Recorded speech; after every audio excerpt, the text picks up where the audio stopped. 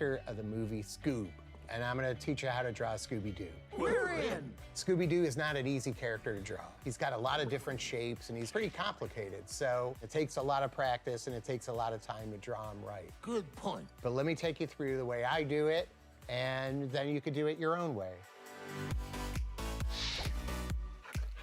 Let's Scooby-Dooby do it.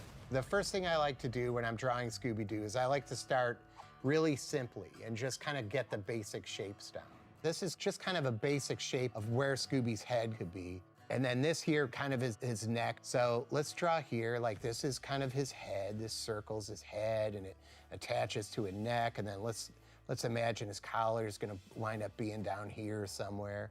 And then what does Scooby-Doo have? He has a really kind of big muzzle here. So we want to kind of get that kind of drawn in. So it's kind of like two circles. This circles his head, and then this circles his muzzle where his nose is. And I like to draw this character. This is called a 3/4 perspective, which means his head is somewhere in between the front view and the profile view. I got these basic shapes down, right? So I kind of want to know where the front of everything is. So where's the front of his head, and then the front of his muzzle kind of going down the front of his neck. And so if we have the basic head, and then maybe Scooby has kind of roundish eyes, so we kind of want to put the two eyes in. That's two more circles. It has eyes. And then I like to know right away where his nose is. So his nose is kind of big, and it's kind of shaped like a rounded triangle, like that, right? So think of it that way. You want to draw his nose in. Got it. And then I like to know where his eyebrows are, and I'll tell you why. Let's put his eyebrows in. And the reason I like to know is because if you draw a circle around these eyes, the eyebrows kind of sit on top of the eyes, kind of following the curve of that circle. And then if you kind of came off it a little bit, you'll find kind of in here where the smile line is, because this is really important. This kind of relationship here, as far as where the eyes and where the smile line is in that triangle, that's really gonna anchor the perspective of his features on his face.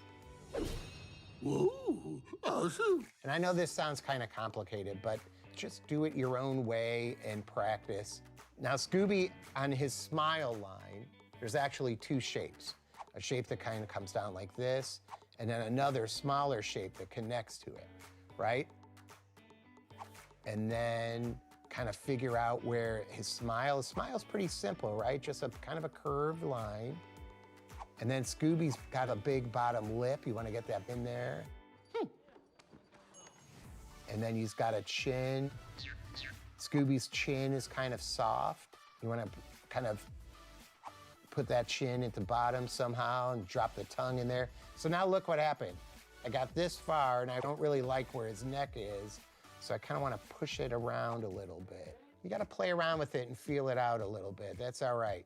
Sometimes you go down a road and you're not so happy where a line is, but that's okay. You're going to move it, and then you're going to draw like his ears kind of pop, one on this side, one on this side, and then they kind of connect, you know, kind of in here somewhere.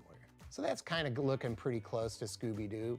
And then let's take advantage of what the tablet could do, because what I like to do is I get these basic things down, and then I like to take this, what I will call the construction layer, and drop it down in opacity. What that means is make it so you could almost barely see it, right? So now you have something underneath, which we call an underdrawing, that you're able to kind of do a more refined drawing on top of. And this is something we do in animation all the time. So I'm drawing this on a tablet, but if you don't have a tablet and you're just drawing on a piece of paper, I'll do this underdrawing really, really lightly with a different color pencil, and then come in over it with the black line.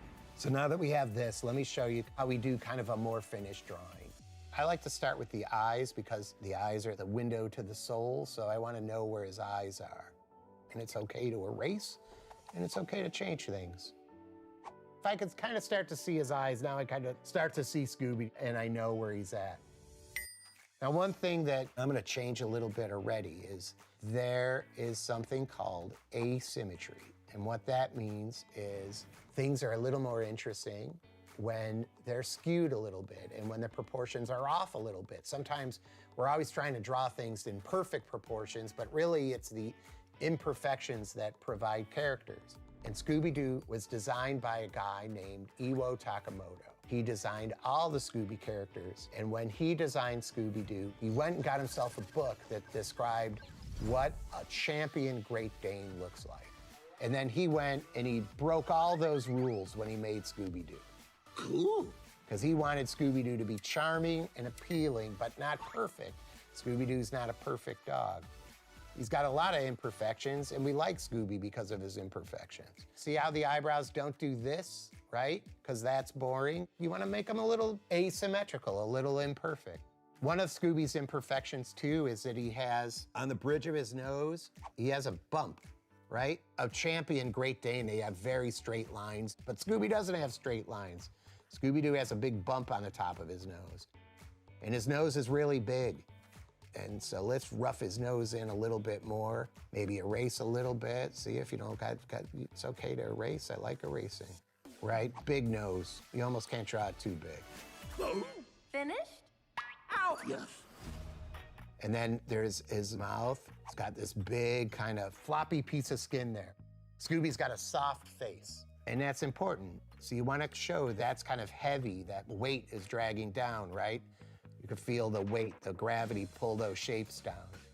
And when we were animating Scooby-Doo in Scoob, we were really able to take those fleshy parts of his face and really animate him. So when you watch the movie, pay attention to how soft his jowls are. And when he shakes his head, you see his skin go. We were able to actually put a little bit more dog in the Scooby-Doo than is normally there. In fact, before we started animating Scooby-Doo, we brought real Great Danes in and we videotaped them and we went, hey, what are the parts on Great Danes that shake and how does a real Great Dane walk?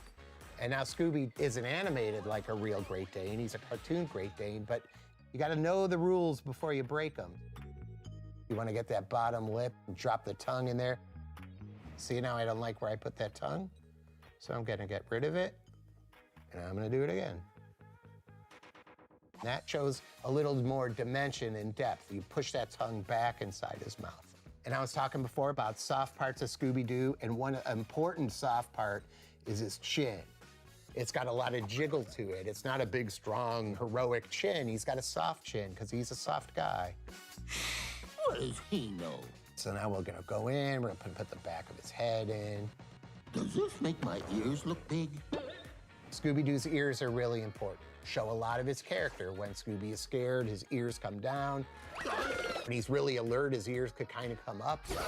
So we use things even like his ears to kind of help show Scooby's emotion. And another thing about Scooby is his ears are asymmetrical. So let's start with this ear first, and maybe this ear's doing that. Scooby's ears aren't straight and perfect. Like, you know, they're all kind of floppy and weird, and they make weird kind of fold in on each other in funny ways. So if this ear is gonna do that, this ear might do something completely different, right? So there you go, that's starting to be Scooby-Doo. That's feeling pretty good, I'm all right with that. And let's draw his collar in, because his collar is really important. And that's just, neck kind of sits. One thing about his neck is, I'm gonna erase this and show you something else. I might overdraw it, over-exaggerate a little bit, but Scooby's kind of got a barrel-shaped neck, right? His neck's not straight. It's not two straight lines, because that's too parallel, and that's boring. And also, it doesn't taper perfectly either, like this, right? Scooby's neck is actually like this a little bit. He's kind of got like a neck like a sausage. And then there's his tag, and what's it got in there? It's got an S and a D. That's also really important. My best bud. The thing I draw last when I'm drawing Scooby-Doo is he's got 3 moles on the side of his chin. And they're kind of shaped like a triangle, and they go right there. And then Scooby has 2 hairs that come off his chin. But they're the last things I like to add to Scooby-Doo, and I always think that he kind of comes alive just by adding those things. And you could color his nose in if you want to do that, because he's got a big black nose. You can color inside of his mouth in if you want to give that a little more depth. And there you go. That's kind of how I draw Scooby-Doo. And I encourage you to draw Scooby-Doo your way and have fun with it. And don't be afraid to make mistakes and Don't be afraid to erase and share it. In fact, I hope I see your drawings one day. Thanks a lot, and have fun drawing. Yes.